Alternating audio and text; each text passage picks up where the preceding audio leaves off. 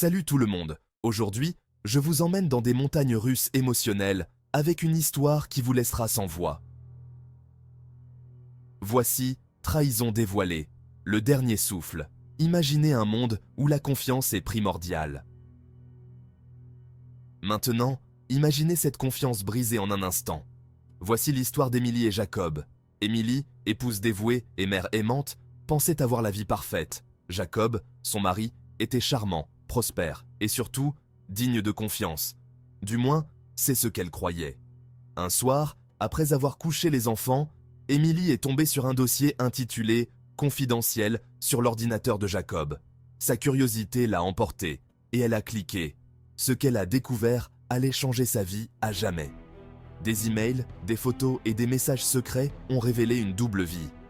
Jacob avait non seulement une liaison, mais il était également impliqué dans des affaires louches. Le cœur d'Émilie se serra.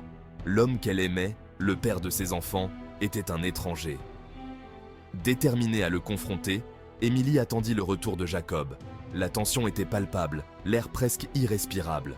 Quand il a franchi la porte, elle l'a regardé droit dans les yeux et lui a dit « Il faut qu'on parle ». Ce qui a suivi a été une confrontation explosive. Jacob a tout nié au début, mais les preuves étaient irréfutables. La trahison l'a profondément blessée, laissant Émilie brisée et remettant en question tout ce qu'elle pensait savoir. Au milieu du chaos, le téléphone de Jacob s'est mis à vibrer.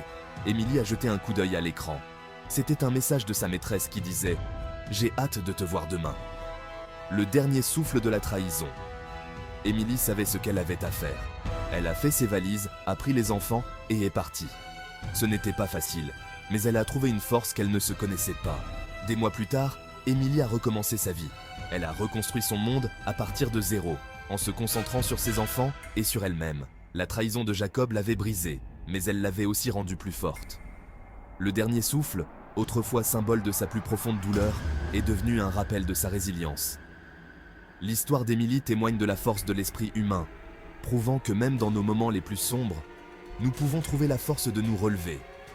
Merci de m'avoir rejoint pour ce voyage intense. Si vous avez aimé cette histoire, n'oubliez pas de liker, commenter et vous abonner. Restez à l'écoute pour d'autres histoires qui vous toucheront en plein cœur. D'ici là, souvenez-vous, la vérité finit toujours par éclater au grand jour. Au revoir.